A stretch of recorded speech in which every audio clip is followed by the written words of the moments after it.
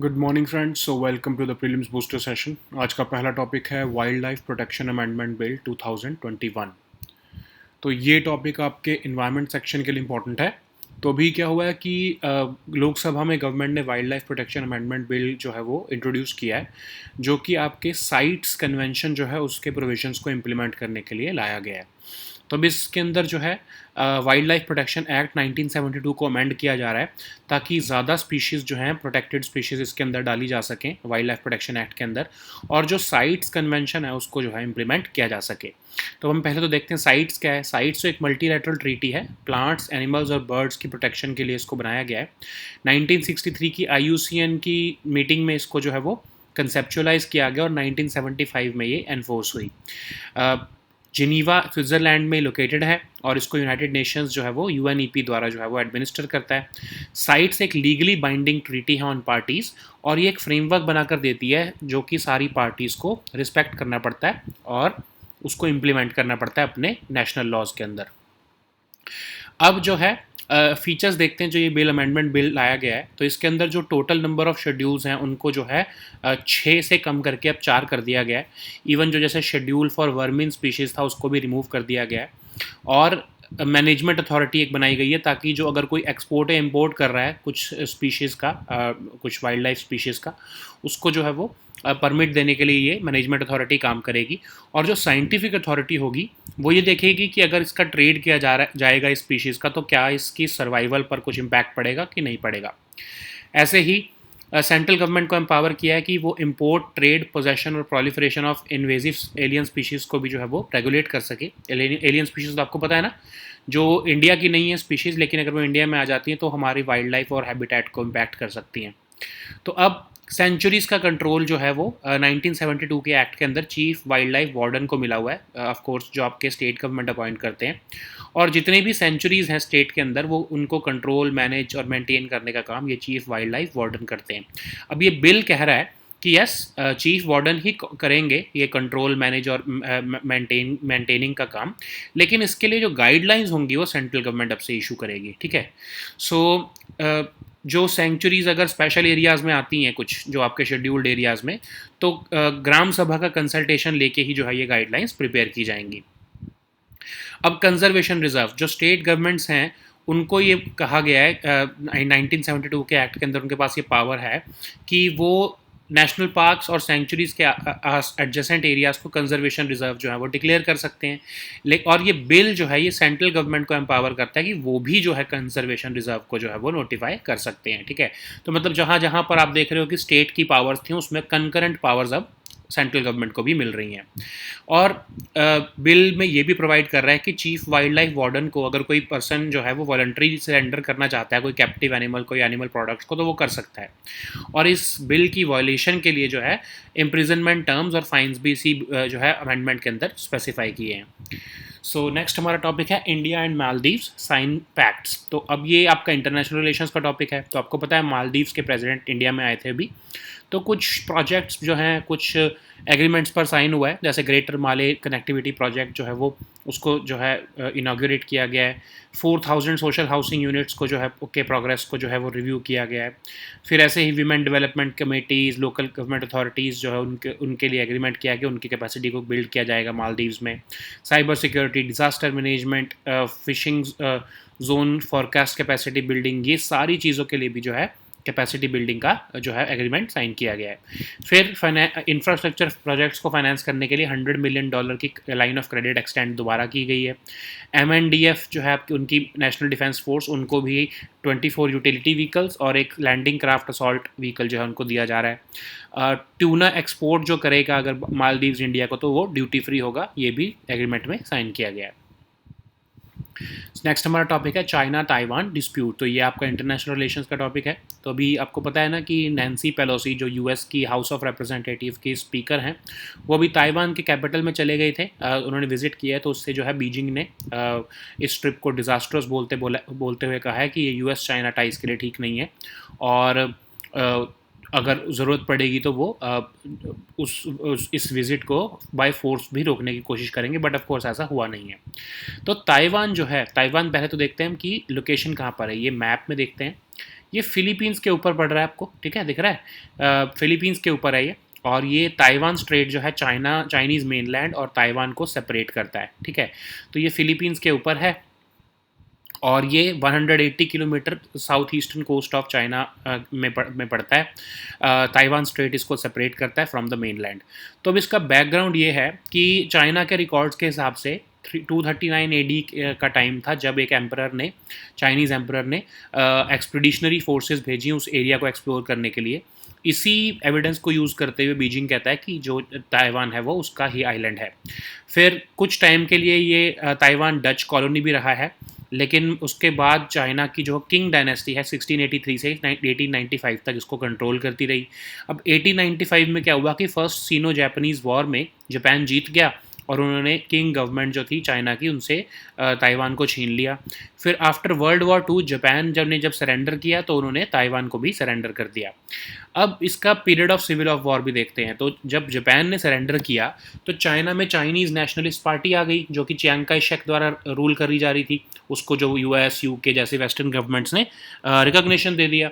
लेकिन उसके उसी टाइम बाद वहाँ पर चाइना में सिविल वॉर हो गई। सिविल वॉर होने की वजह से केएमटी जो आपकी ये चाइनीज़ नेशनलिस्ट पार्टी है, ये भागकर ताइवान में चली गई 1949 में और वहाँ जाकर अपनी गवर्नमेंट बना ली। तो जो वेस्टर्न कंट्रीज़ थी उन्होंने क्या कहा कि जो ये गवर्नमेंट, जो कॉमिंटांग गवर्नमेंट जो भागकर ताइवान गई है, यही असली चाइनीज़ गवर्नमेंट है, ठीक है। और जो चाइनीज़ कम्युनिस्ट पार्टी ने जो चाइना को कैप्चर कर लिया वो चाइनीज़ एक्चुअल में चाइना नहीं है, ये ऐसा वेस्टर्न कंट्रीज़ ने कहा। चाइना जो है उसको बहुत सारी कंट्रीज़ ने रिकग्निशन ही नहीं दी थी, ठीक है। तो इंडिया ने भी शुरू में रिकग्निशन नहीं दी थी, बट बाद में जब जवाहरलाल नेहरू जी जो है उन्होंने रिकग्निशन कर दिया था। चाइना जो है वो ताइवान को अपना एक ब्रेकअवे प्रोविंस मानता है और ताइवान को वो कहते हैं कि चाइनीज़ टाइपी कहा जाना चाहिए, उसको ताइवान नहीं कहा जाना चाहिए। लेकिन ताइवान के लीडर कहते हैं कि नहीं, वो एक सोवरेन स्टेट है, वो चाइना जो है का पार्ट नहीं है। और चाइना, क्या कोई ताइवान को रिकग्नाइज़ करता है? यस, बहुत सी कंट्रीज़ हैं एक्चुअली जो है। जब ये चियांग काई शेक की गवर्नमेंट जो थी, जब वो ताइवान में जाकर बनी तो उसको रिपब्लिक ऑफ चाइना माना गया। इवन यूएनएससी की जो चाइना की इस टाइम पर सीट है वो एक्चुअल में ताइवान के पास थी, मतलब उस टाइम पर रिपब्लिक ऑफ चाइना जो है उनके पास वो सीट थी। और 1971 में जाकर जो है वो एक्चुअल में चाइना जो है वो बीजिंग वाले चाइना को माना गया और तब जाकर यूएनएससी में जो है चाइना को सीट मिली, ठीक है। तो बहुत से वेस्टर्न नेशंस जो है वो चाइनीज़ गवर्नमेंट को ही जो है अपना जो ये आरओसी जो है आपकी ताइवान को ही जो है वो चाइनीज़ गवर्नमेंट मानते थे। लेकिन 1971 में जब रोनाल्ड रीगन ने चाइना में विज़िट किया तब उसके बाद से थिंग्स स्टार्टेड चेंजिंग। अब यूएस की स्ट्रेटजी टुवर्ड्स ताइवान क्या है? तो 1979 का ताइवान रिलेशंस एक्ट के अंदर यूएस कहता है कि हम पीपल्स रिपब्लिक ऑफ चाइना के साथ डिप्लोमेटिक रिलेशंस बना रहे हैं, लेकिन हम ये भी एक्सपेक्ट करते हैं कि फ्यूचर ऑफ ताइवान जो है वो पीसफुल मीन से एड्रेस किया जाएगा। और यूएस इसी एक्ट के अंदर, ताइवान रिलेशंस एक्ट के अंदर जो है यूएस ने ताइवान को प्रॉमिस किया है कि वो उसको डिफेंड करेगा इन केस अगर चाइना उसको अटैक करता है। तो यूएस जो है वो अभी तक स्ट्रेटजिक एम्बिग्विटी की पॉलिसी जो है वो अपनाता आ रहा है और ये अभी तक कुछ क्लियर नहीं है कि क्या वो ताइवान को एक्चुअल में प्रोटेक्ट करेगा चाइनीज़ अटैक से या नहीं करेगा, ठीक है। तो वॉशिंगटन जो है इस लॉ के मुताबिक तो उनको ताइवान को प्रोटेक्ट करना बनता है, बट इन एक्चुअल केस वो डिफेंड करेगा या नहीं करेगा, नोबडी कैन से दैट, ठीक है। सो अब यूएस ने रिकग्नाइज चाइना को, जो PRC People's Republic of China को कब रियल चाइना रिकग्नाइज किया? तो एक्चुअली 1971 में क्या हुआ कि कुछ अमेरिकन टेबल टेनिस प्लेयर्स जो है वो चाइना में गए, जो मेनलैंड चाइना में, और वो एक तरह से मीडियम बन गए बोथ साइड्स के लिए to establish relations between them. तो 1972 में president Richard Nixon, not Ronald Reagan sorry, तो प्रेसिडेंट रिचर्ड निक्सन जो है उन्होंने चाइना में विजिट किया और बोला कि चाहे वो ताइवान स्ट्रेट के दूसरे साइड का चाइना हो, आरओसी वाला जो ताइवान वाला चाइना हो, चाहे मेनलैंड चाइना हो, दोनों ही जो है वो एक्चुअल में चाइना का पार्ट हैं। और यूनाइटेड स्टेट्स इस पॉलिसी को मानता है जिसको वन चाइना पॉलिसी कहा जाता है, ठीक है। तो ये वन चाइना पॉलिसी जो है ये बेडरॉक है यूएस और चाइना के रिलेशंस का। और यूएस जो है उन्होंने फिर जो है रिपब्लिक ऑफ चाइना से इस पॉलिसी के बाद ताइवान से रिलेशंस जो है वो डिप्लोमेटिक टाइज ब्रेक कर दिया और कहा कि ये जो है चाइना का ही पार्ट है, ठीक है। सो नेक्स्ट हम टॉपिक देखते हैं। India's updated NDCs. तो यूनियन कैबिनेट, ये आपका टॉपिक इंपॉर्टेंट है एनवायरमेंट सेक्शन के लिए, तो बहुत इंपॉर्टेंट टॉपिक है ये, क्योंकि इंडिया ने अपने जो nationally determined contributions as per जो पेरिस क्लाइमेट चेंज पैक्ट था, जिसमें सारी कंट्रीज़ को अपने नेशनली डिटर्मिन्ड कॉन्ट्रीब्यूशंस देने थे यूएनएफसीसीसी को, तो इंडिया ने उसको अपडेट कर दिया। ठीक है, तो आप देखो कि बाकी कंट्रीज़ उस अपने जो है एनडीसीज को रियलाइज़ करने में ही स्ट्रगल कर रही हैं। इंडिया एक ऐसी कंट्री है जो अपने एनडीसीज को अपडेट करके कह रहा है कि हम और ज़्यादा गोल्स जो है वो अचीव करेंगे 2030 तक। तो अब जो है 26 सेशन जो हुआ है अभी COP 26 ग्लासगो में, उसमें इंडिया ने में हमारे प्राइम मिनिस्टर ने पंच अमृत नाम का एक स्लोगन दिया, जिसमें उन्होंने कहा कि हम अपने क्लाइमेट एक्शन को इंटेंसिफाई करना चाहते हैं और हम नेट ज़ीरो टारगेट 2070 तक अचीव करेंगे। तो करंट जो हमारी NDC है जो 2015 के हिसाब से है, वो 3 गोल्स पर टिकी है, जिसमें हमने कहा था कि हम अपने इलेक्ट्रिक पावर को नॉन फॉसिल फ्यूल सोर्सेज से जो है 40% तक ले आएंगे, मतलब कि जितनी हमारी इलेक्ट्रिसिटी जनरेट हो रही है तो 40% नॉन फॉसिल सोर्सेज से जनरेट करेंगे। अपने एमिशंस को हम 33 से 35% कम करेंगे एज पर 2005 लेवल्स, और हम एक 2.5 बिलियन से लेकर 3 बिलियन टन्स ऑफ CO2 जो है वो हम उसके लिए एडिशनल फॉरेस्ट कवर और ट्री कवर इंडिया में बनाएंगे। लेकिन अब इंडिया ने न्यू कमिटमेंट्स कर दिए हैं, अपनी पुरानी कमिटमेंट्स को मतलब अपडेट कर दिया है। तो अब जो इलेक्ट्रिसिटी वाला कंपोनेंट था उसमें हमने 40% की बजाय 50% कर दिया है, कि हम 50% तक अपने जो है इलेक्ट्रिक पावर को नॉन फॉसिल फ्यूल सोर्सेज से जो है वो बनाएंगे बाय 2030। और अपने जो एमिशन इंटेंसिटी जो है आपके जो पहले 33 से 35% है उसको बढ़ाकर भी 45% कर दिया है। तो इंडिया जो है एक्चुअली अपने टारगेट्स को इम्प्रूव कर रहा है, ज़्यादा जो है वो बड़ा बना रहा है 2030 के लिए, एज़ कम्पेयर टू बाकी कंट्रीज़ जो अपने खुद के प्रॉमिस की हुई टारगेट्स को ही पूरा करने में स्ट्रगल कर रही हैं। ठीक है, सो नेक्स्ट हमारा टॉपिक है चिराग स्कीम। तो ये आपके गवर्नेंस टॉपिक से के लिए इंपॉर्टेंट है। तो अभी हरियाणा गवर्नमेंट ने Chirag scheme, chief minister equal education relief assistance and grant, Chirag scheme जो है वो लॉन्च की है। तो उसके लिए कुछ क्रिटिसिज्म हो रहा है। पहले तो हम देखते हैं चिराग स्कीम है क्या। तो इसके अंदर क्या है कि गवर्नमेंट स्कूल स्टूडेंट्स जिनके पेरेंट्स की एनुअल इनकम 1.8 लाख से कम है, तो उनको जो क्लास 8 सेकेंड से लेके क्लास 12 तक पढ़ रहे हैं, उनको बजट प्राइवेट स्कूल्स में पढ़ने के लिए गवर्नमेंट जो है वो हेल्प करेगी। जैसे 700 रुपीज़ पर स्टूडेंट फ्रॉम क्लास 2 to 5 देगी, 900 रुपीज़ पर स्टूडेंट फ्रॉम क्लास 5 to 8 देगी, और 1100 रुपीज़ पर स्टूडेंट फ्रॉम क्लास 9 to 12 देगी। ठीक है, लेकिन इसके लिए क्रिटिसिज्म ये किया जा रहा है कि जो जैसे हरियाणा विद्यालय अध्यापक संघ जो है, उनकी यूनियन कह रही है कि इस स्कीम से प्राइवेट स्कूल्स को जो है वो ज़्यादा एनकरेजमेंट मिलेगी, और जो गवर्नमेंट स्कूल्स हैं वो जो है वो नीचे जाते रहेंगे। ठीक है, क्योंकि ये गवर्नमेंट स्कूल स्टूडेंट्स को ही एक तरह से प्राइवेट इंस्टीट्यूट्स में या प्राइवेट स्कूल्स में जो है वो ट्रांसफ़र करने के लिए ये स्कीम निकाला गया है। नेक्स्ट हमारा टॉपिक है पिंगली वेंकैया जी। ठीक है, तो ये आपका आर्ट एंड कल्चर के टॉपिक इंपॉर्टेंट है। तो श्री पिंगली वेंकैया जी को कहा गया है आंध्र प्रदेश गवर्नर द्वारा कि उनको पूरा देश हमेशा याद रखेगा कि उन्होंने हमारे लिए नेशनल फ्लैग जो है वो बनाया था। ठीक है, तो पिंगली वेंकैया जी एग्रीकल्चरिस्ट थे, एंग्लो बोयर वॉर में ब्रिटिश आर्मी सोल्जर की तरह काम किया उन्होंने। फिर भी वो गांधीयन प्रिंसिपल्स के फर्म बिलीवर थे, और उन्होंने एक बुक बनाई थी a national flag for India, जिसमें उन्होंने बहुत सारे 24 डिज़ाइंस ऑफ इंडियन फ्लैग बनाए थे 1916 में। जब 1921 में उन्होंने गांधी जी को वो बुक दिखाई, तो गांधी जी ने उनको कहा कि आप एक फ्रेश फ्लैग बनाकर नेशनल कांग्रेस की 1921 की मीटिंग में हमें दिखाओ। तो पिंगली वेंकैया जी ने जो फ्लैग बनाया वो सैफरन और ग्रीन कलर का था, लेकिन धीरे धीरे जो है वो इवॉल्व होकर उसमें वाइट कलर आया और धर्मचक्र भी आ गया, और वो फ्लैग जो है 1931 में कराची सेशन में कांग्रेस के अडॉप्ट किया गया। वही हमारा करंट फ्लैग है, जो कि जुलाई 1947 को इंडिया की कॉन्स्टिट्यूएंट असेंबली ने अडॉप्ट किया। सो नेक्स्ट हमारा टॉपिक है एजुकेशन इन मदर टंग। तो ये भी टॉपिक आपका गवर्नेंस सेक्शन के लिए इंपॉर्टेंट है। तो यूनियन एजुकेशन मिनिस्टर ने लोकसभा को बताया कि एजुकेशन इन मदर टंग के लिए गवर्नमेंट कैसे प्रतिबद्ध है। तो section 29 sub section F of chapter 4 of right to education act कहता है कि जो मीडियम ऑफ इंस्ट्रक्शन है जितना हो सकता है उतनी चाइल्ड की मदर टंग के अंदर होनी चाहिए। एजुकेशन कंकरेंट लिस्ट का टॉपिक है, तो इसलिए मेजॉरिटी ऑफ स्कूल्स जो स्टेट्स और यूटीज़ के अंदर हैं वो आपके मदर टंग को यूज़ करते हैं।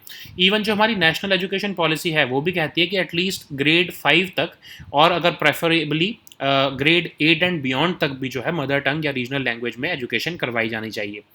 निपुण भारत मिशन विद्या प्रवेश, निष्ठा, फाउंडेशनल लिटरेसी एंड न्यूमरेसी, ये दोनों भी जो तीनों भी हैं ये भी यही कह रहे हैं कि टीचिंग, लर्निंग मटेरियल, ये सारी चीज़ें भी जो है मदर टंग में होनी चाहिए ताकि टीचर्स भी जो है वो मदर टंग आगे पास ऑन कर सकें। तो जो यूडी से 2020-2021 का आंकड़ा है उसके हिसाब से 28 लैंग्वेजेस ऐसी हैं जो ग्रेड 1 से लेके 5 तक बच्चों को पढ़ाई जा रही हैं। ये अलग अलग लैंग्वेजेस यहाँ पर मेंशन की गई हैं। तो पढ़ाने का मदर टंग में पढ़ाने का क्या इफेक्टिवनेस है, क्या इंपॉर्टेंस है? तो ऑफ कोर्स सबसे पहली भाषा वही होती है, मदर टंग ही होती है, जो एक बच्चा सुनता है, अंडरस्टैंड करता है और फेमिलियर होता है। तो उसी से उसकी फीलिंग्स, इमोशंस और थॉट प्रोसेसेस जुड़े होते हैं, उसकी कल्चरल आइडेंटिटी उससे जुड़ी होती है। और अगर हम बहुत सारी मदर लैंग्वेजेस डिसैमिनेट करेंगे तो उससे लिंग्विस्टिक डाइवर्सिटी कंट्री में आती है। लेकिन इसकी प्रॉब्लम कहाँ आ रही है? तो प्रॉब्लम आती है कि तो लिमिटेड लर्निंग एनवायरनमेंट है। तो आप अपनी अभी यूपीएससी की प्रिपरेशन में ही देख लो, अगर आपको कोई रीजनल लैंग्वेज में एग्ज़ाम देना तो आपके पास लर्निंग मटेरियल बहुत कम रहता है। फिर जो है मदर लैंग्वेज जो लर्निंग है मोस्ट ऑफ द स्टूडेंट्स में, वो लैंग्वेज एक्सपीरियंस को बेटर नहीं करती, खासकर प्राइमरी क्लासरूम में उनको प्रॉब्लम आती है। लैक ऑफ अंडरस्टैंडिंग रहती है, डिफ़िकल्ट इन केस अगर लैंग्वेज बहुत डिफ़िकल्ट हो तो, और टीचर्स भी उसके लिए प्रॉपरली ट्रेंड नहीं है। हैवी डोमिनेंस ऑफ इंग्लिश होने की वजह से हायर एजुकेशन में उनको प्रॉब्लम आती है अगर उनकी जो है प्राइमरी एजुकेशन स्टूडेंट्स की मदर टंग में हुई हो तो। ठीक है, सो नेक्स्ट हमारा टॉपिक है एक्सरसाइज पिच ब्लैक। तो ये सिक्योरिटी से रिलेटेड टॉपिक है, ऑफ कोर्स इंटरनेशनल रिलेशन से भी रिलेटेड टॉपिक है, क्योंकि इंडियन एयरफोर्स जो है 16 अदर नेशंस को ज्वाइन करेगी बायनियल एक्सरसाइज जो कि ऑस्ट्रेलियन एयरफोर्स होस्ट करती है, जिसका नाम है एक्सरसाइज पिच ब्लैक। तो ये बायनियल मतलब 2 साल में एक बार होती है।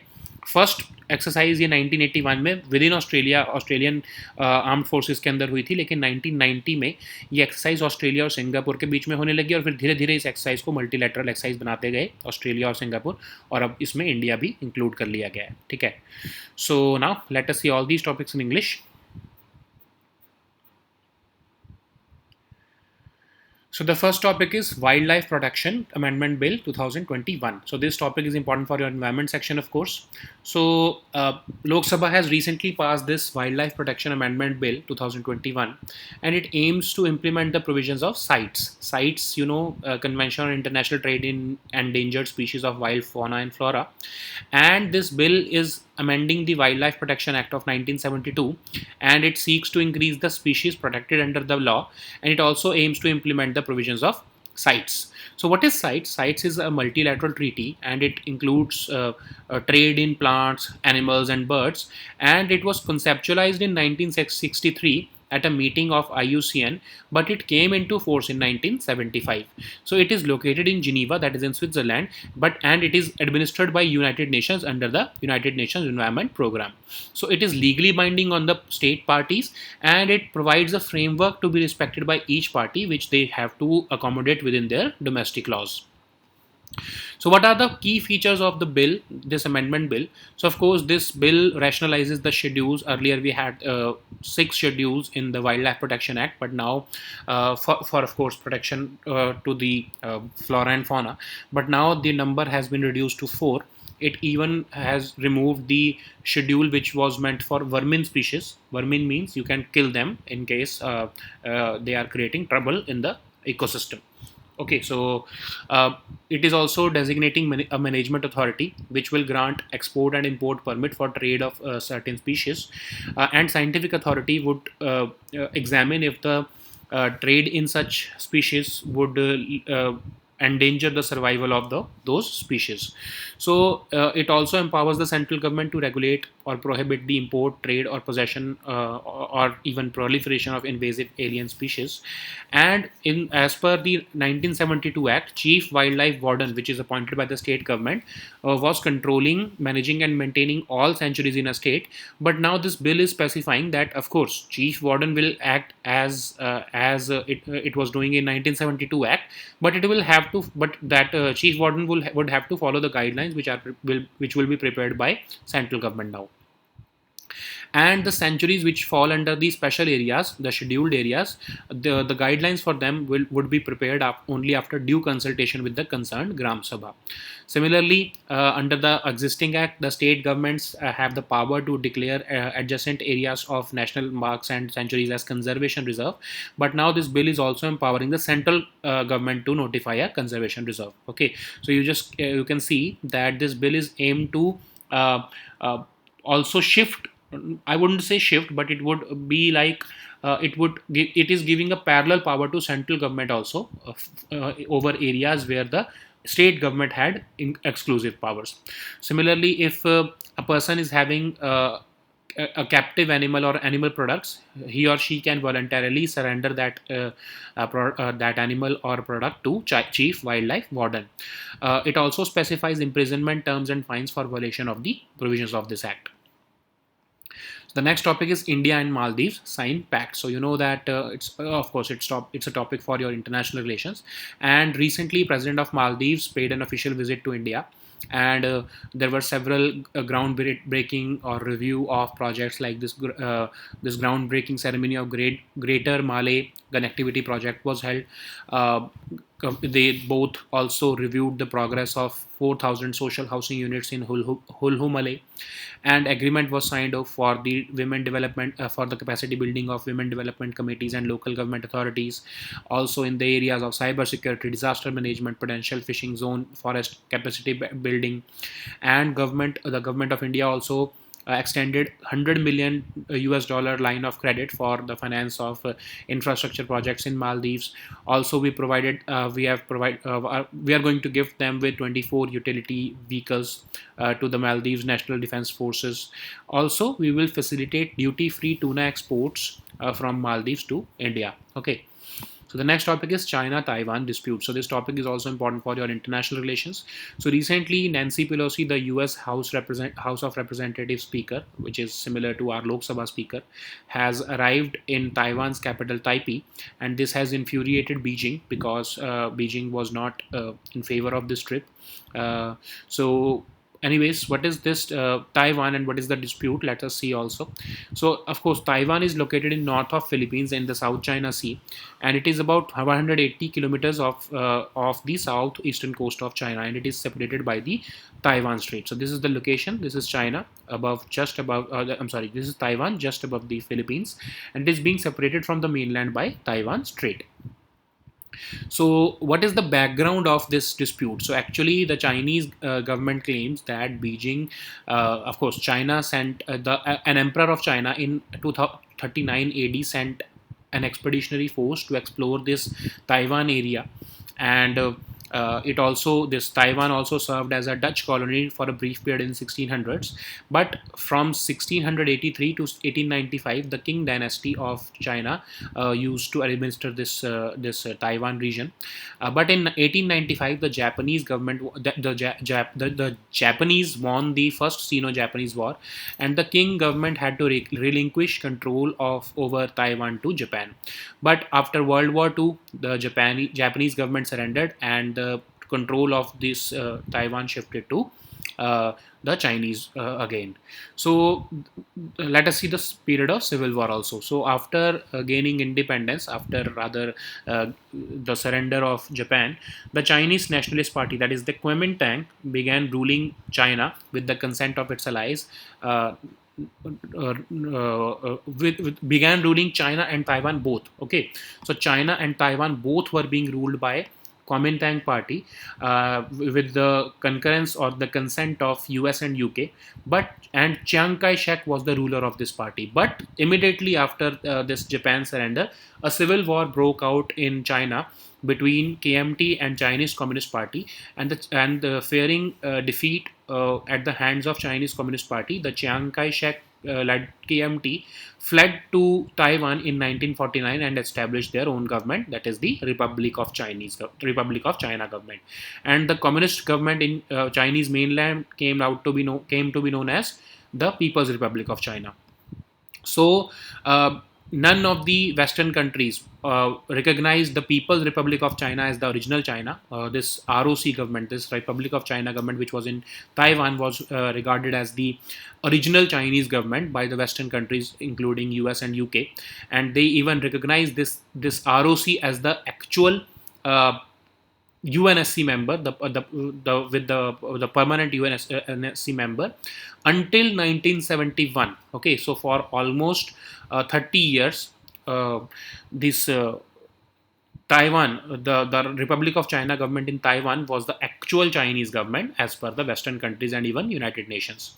So, but in 1971, this changed because UN switched diplomatic recognition to Beijing-led PRC government over ROC-led Taiwan government, and China's seat was shifted to the PRC from ROC. So later on, it was recognized by many Western nations also. Now, today, China regards Taiwan as a breakaway province of China, and it also says that Taiwan should be called Chinese Taipei, but Taiwanese leaders call themselves as a sovereign state. So this is where the conflict lie. So what is the strategy of US towards Taiwan? So as per the 1979 Taiwan Relations Act of the US government, the US established diplomatic relations with the People's Republic of China based upon the expectation that future of Taiwan will be settled by peaceful means. So this means that the entire bedrock of relationship between US and China rests on the assumption that China will not militarily capture Taiwan. If it does so, what would happen? Of course, the diplomatic relations between US and Communist China, the People's Republic of China, would collapse, as per this 1979 Taiwan Relations Act. So, as per this act, US has also promised Taiwan to defend itself against PRC's aggression. And since very long, the US has been following the policy of strategic ambiguity. You know that under this 1979 act, it is supposed to protect Taiwan, but it has never explicitly mentioned it. The US has never explicitly mentioned it. So there's an ambiguity in the minds of both Taiwanese government and the People's Republic of China government whether US would come to support Taiwan in an event of a military conflict. So why did US recognize PRC as the real China when it was already recognizing Republic of China, that is the Taiwanese government, as the real China? So it happened during the ping pong diplomacy of 1971 when the American table tennis players started crossing into the mainland, and they became a medium for both sides to move towards a thaw in relations. So in 1972, President Richard Nixon made a trip to China, and he acknowledged that USA agrees that all China, that is either on the side of either side, that is on the either side of Taiwan Strait, either the Taiwan or the mainland China, is a single China, that it is the only China, and this is the one China policy of the US. So it forms the bedrock of its relationship with Beijing, and under this policy, US has had to snap the formal diplomatic ties with the Republic of China in 1979. Okay. So the next topic is India's updated NDCs. So this topic is important for your environment section. So Union Cabinet has recently approved and updated the nationally determined contribution of India as per the Paris Climate Change Agreement of 2015. So this will enhance our and it will strengthen our response toward the threat of climate change. And in 26th session of Conference of Parties, COP26, which was held last year in Glasgow, the Prime Minister expressed that India wants to intensify its climate action.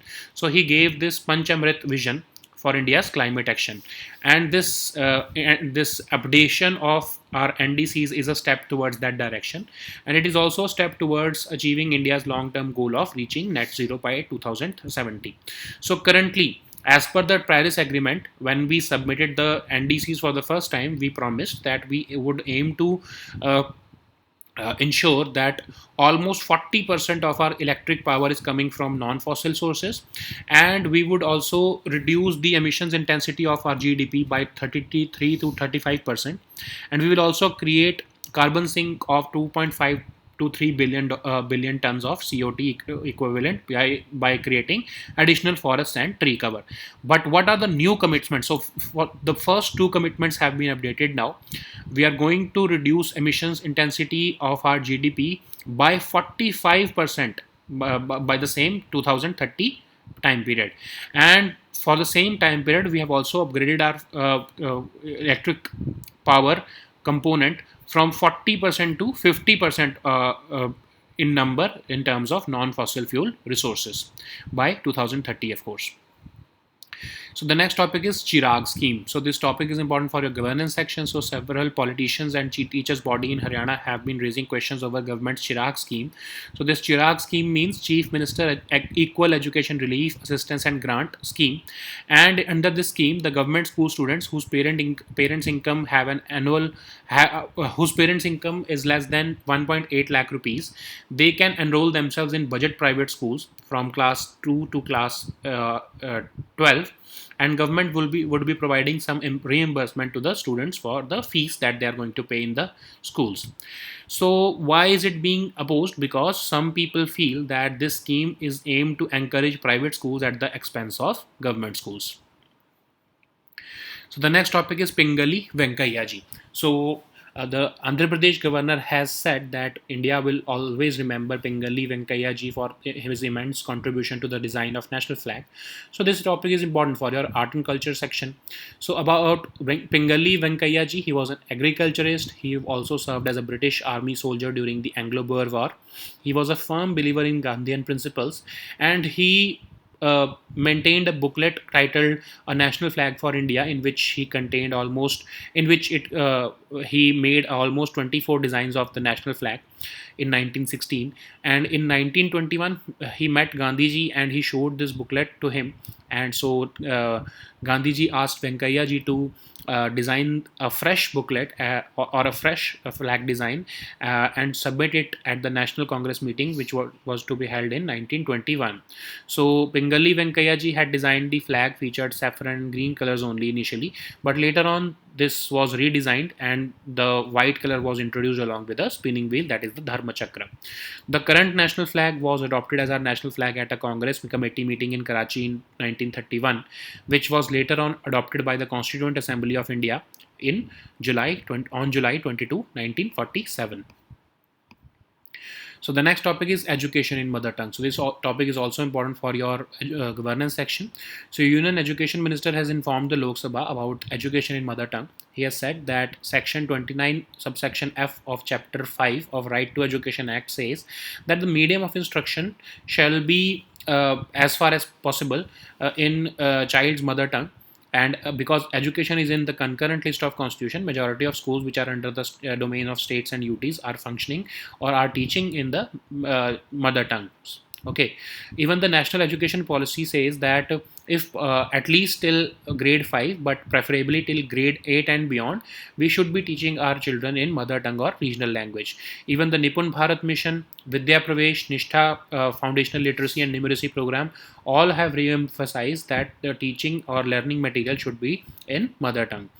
As per the UDC 2020-2021 statistics, almost 28 languages are there in India, according to which these are the mother tongues and in which the children are being taught from between the grades of 1 to 5. So the languages are mentioned here. So why is it important for us to use mother tongue? Because it is the very first language that a child hears, understands and gets familiar with.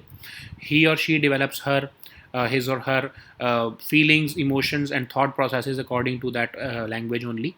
It also encourages our linguistic diversity if our children in our states are taught in mother tongue.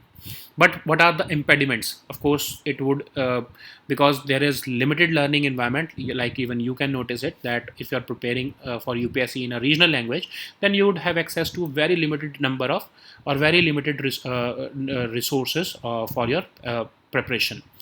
Also, the students do not get better language experience in their primary classroom, and they have a lack of understanding between a context and the language. There are also untrained teachers in these languages, and once the child grows and starts receiving higher education, the heavy dominance of English becomes a burden on the child if he or she has studied in the mother tongue earlier. So the next topic is exercise pitch black. So this topic is important for the security section, also for your international relations, because Indian Air Force is going to participate with 16 other nations in the biennial exercise pitch black, which is being hosted by the Australian Air Force. So this is a biennial multinational exercise. It For the first time it took place in 1981 between the Australian forces only, but in 1990 it began as a training exercise between Australia and Singapore, and was expanded as multilateral exercise slowly, and with international air forces joining Australia and Singapore. And later on, I think in 2018, India also joined this pitch black exercise, which was this 2018 exercise was the largest ever. It's because it saw the participation of 16 nations, including India. So these were our topics for today. We'll meet next time with new topics. Until then, goodbye and take care.